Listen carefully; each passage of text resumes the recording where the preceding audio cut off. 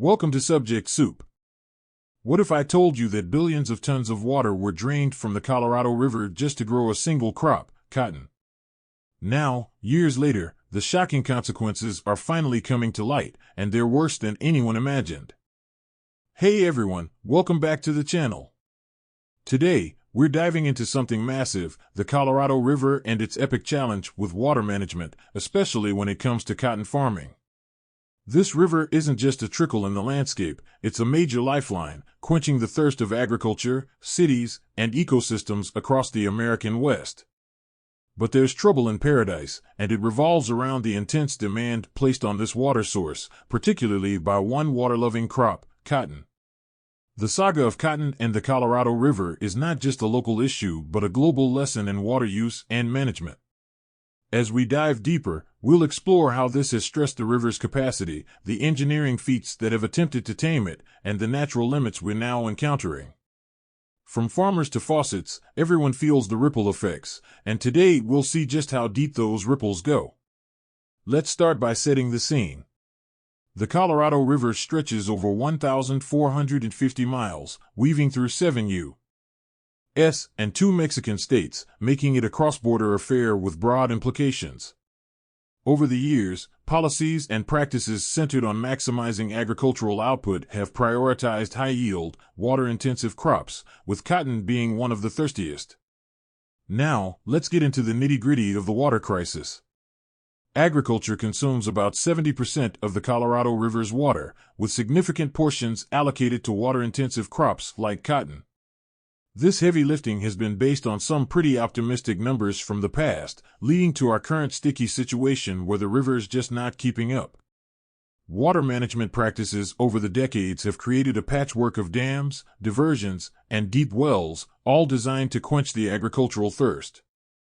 But these solutions come with their own set of problems, including habitat disruption and altered water temperatures, which affect native fish populations and river health. It's a domino effect where one action triggers a chain of environmental consequences. Economically, the stakes are high. The river supports an agricultural industry worth billions, but the sustainability of this economic powerhouse is in jeopardy if water management practices don't change. The tension between current agricultural practices and future water availability is a tightrope walk that policymakers and farmers alike are trying to navigate. Moving on to cotton, the crop that could.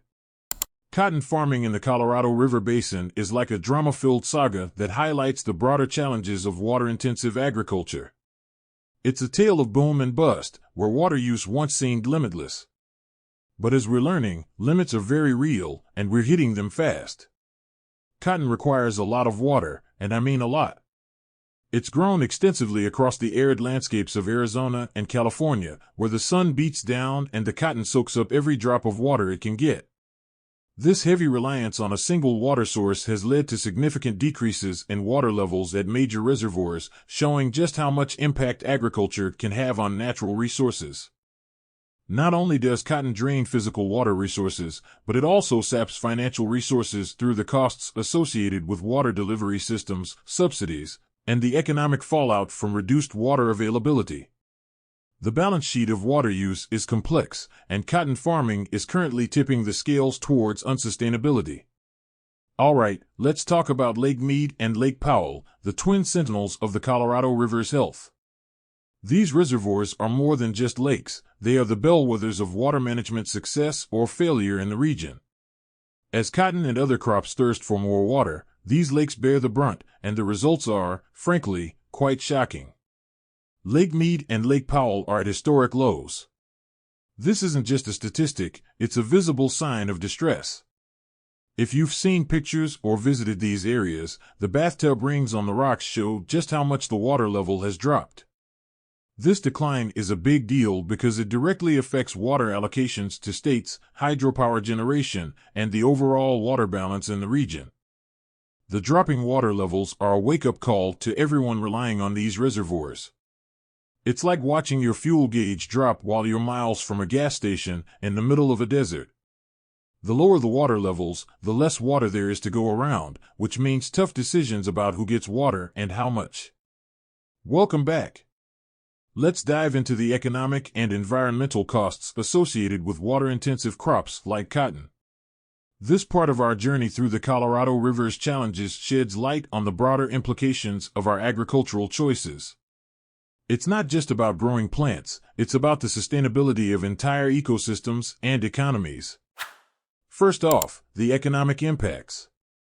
Water-intensive crops require a lot of inputs, water being the most obvious, but also fertilizers, pesticides, and energy. The costs of these inputs can add up, affecting the profitability and sustainability of farming practices. As water becomes scarcer and more expensive, the economic model that once supported extensive irrigation for crops like cotton becomes less viable. But it's not just the direct costs that are concerning. The environmental costs are substantial as well. Extensive water withdrawal for agriculture leads to reduced river flows, which in turn impacts aquatic ecosystems. Fish populations decline, wetlands dry up, and biodiversity suffers. It's a chain reaction that starts with water withdrawal and ends with a compromised ecosystem. On a broader scale, the depletion of water resources poses significant challenges for urban areas dependent on the Colorado River. Cities like Las Vegas, Phoenix, and Los Angeles rely on this water for drinking, sanitation, and industry. As agriculture consumes a large share of the river's water, urban areas are forced to rethink their water strategies, often at great expense and inconvenience. Let's switch gears and see what happens when rivers like the Colorado start drying up. It's a scenario that's becoming more real every day and one that a lot of experts are weighing in on. The implications are huge, not just for the natural environment but also for everyone who depends on it. First, the immediate effects. Reduced river flow affects everything from agriculture and drinking water supplies to the ecological health of the river. Fish and wildlife that depend on certain flow levels for migration and spawning find their habitats disrupted.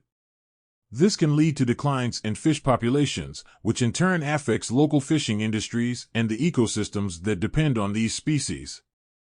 Experts argue that addressing this issue isn't just about finding more water, it's about managing it more wisely. Techniques like enhanced water recycling, better irrigation technology, and more efficient water storage can make a big difference. There's also a push for using economic incentives to encourage water conservation among big users, including agriculture and urban areas.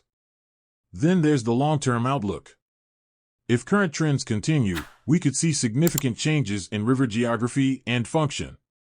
This could mean the disappearance of some river sections entirely, replaced by dry beds that offer none of the benefits of a flowing river.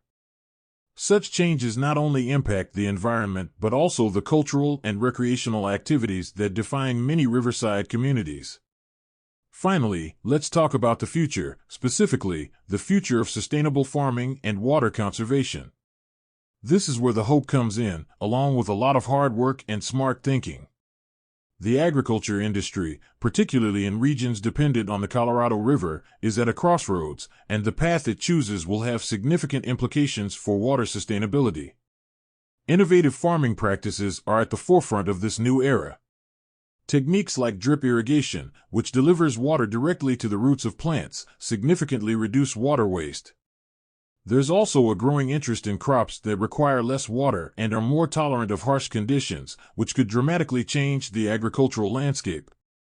Water conservation efforts are also getting a boost from technology.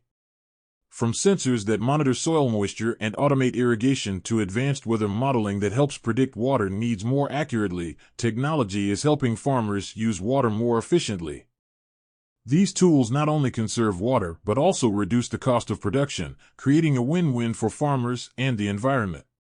Policy plays a huge role too. Governments and water authorities are increasingly recognizing the need for updated water management policies that reflect current realities and future projections. This includes everything from water pricing reforms to incentives for water-saving technologies. Such policies can help drive the shift towards more sustainable water use in agriculture. Thanks for sticking around till the end. This deep dive into the Colorado River's challenges with cotton and water-intensive agriculture has hopefully shed some light on just how interconnected our water resources are.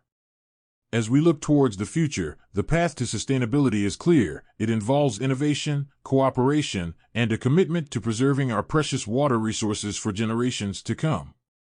Keep watching, keep learning, and let's all do our part to ensure a sustainable future for our water and our planet. If you've been enjoying the content and finding it helpful or interesting, I'd love to have you join our community by subscribing to the channel. It's completely free and helps the channel grow so I can keep bringing you even more awesome content. No pressure, but your support means the world to me. Thank you for watching. I appreciate you.